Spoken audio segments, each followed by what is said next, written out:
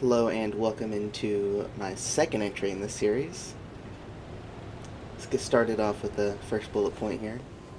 Fighting against the 27th. On the first day, it was just my goal to find the 27th and fight them. Just banter around, say hello to some people. And I got to do that. It was amazing. 27th is down in Umbral, is where it seems. 99% sure. And so yeah, had a lot of fun killing them, bantering around with them. I even got to kill Cass. I saw him, I got to kill him at least twice, so that was fun.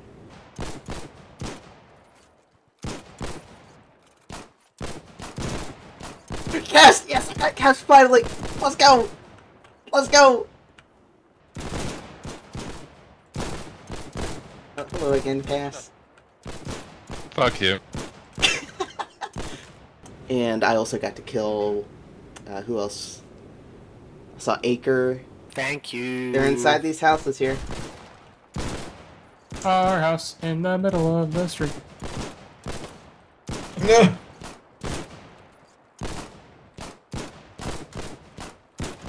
Give me a second. I gotta reload. Just give me 1 second. Hey, let's go. Saw Lepra. I got to kill them as too. I see all your secrets! I'm looking at your secrets. Yeah!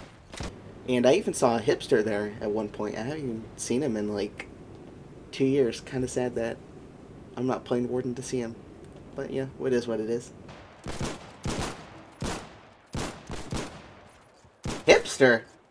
But yeah, it was fun fighting down in, what was it? Hermit's Rest, the VP of Umbral Wildwood. That's where we were fighting. It was a fun time. Second bullet point here. Fighting as a collie. Some things to talk about here. Jesus Christ, there are so many Bomba Stones. We had hundreds of them. It was amazing. I fucking love the Bomba Stone. Playing as a collie, I get all of them I want. It's amazing. Also the Argenti. It is nice. You know, one thing I noticed, you know, as a collie, you get the Argenti off a spawn all the time because it's your weapon. But fighting with an Argenti against Loudcasters while you're just running around feels so nice. It is so much easier the other way around when you have an Argenti fighting Loudcasters instead of a Loudcaster fighting Argentis. Oh, so good. Yeah, it feels so much easier to just run around with the Argenti because you know how it is. Faster fire rate. I think it has better accuracy on the move. Not too sure about that one. But definitely better fire rate, and it feels like it has better handling while you're moving about compared to the Loudcaster. So it is much better for an aggressive playstyle. And that's kind of how I like to play. You know, with the Loudcaster, I think you got to be more slow and deliberate with that one. And I guess that's just not in my natural playstyle. I would have to get used to being with that. But also it might just be the players I'm fighting. I don't know. Maybe it's not even the Argenti. But I highly suspect it is the Argenti. Just given that nice feel of fighting all these Wardens. I also feel like I'm starting to understand these weapons a lot more in this game. You know, comparing the Argenti to the Loudcaster is starting to set in that these guns are different, need to be used different playstyles, all that.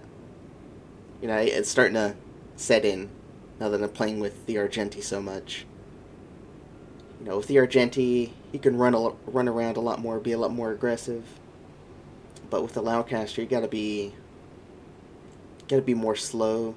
You can't move as much. You gotta aim more compared to the Argenti. And that's just not how I was using it so much over there. Now, I want to actually be aggressive instead of hold a position. Argenti's built more for the offensive. Loudcaster is for the defensive, sitting in place, picking away at collies. But I think that idea could be applied to a lot more things, to all these other weapons, like say the Lion Claw versus the Fiddler when that starts coming out, or let's see, the tanks, that too. Hopefully I'll get to play a lot more of them and I can start understanding their differences.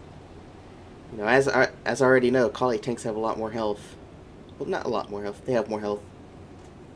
You know, collie's things is health, our thing is armor. Once that armor goes away, it's kind of shit. So yeah, I'm looking forward to, you know, applying that to a lot more things. Just trying to understand the difference of weapons, the playstyle that they should be used, their differences, all that. Just getting a better understanding of all the weapons in this game. You know, fighting with them and fighting against them. Hopefully I'll get a better understanding of it all.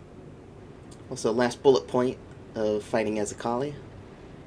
You know, it feels a lot more laid back.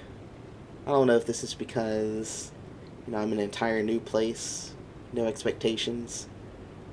You know, I'm not in the 27th anymore. I don't know anybody over here. So there's nothing set over here, you know? It's all open. But it also feels like the players, so far, are more laid back. Feels like there's a lot more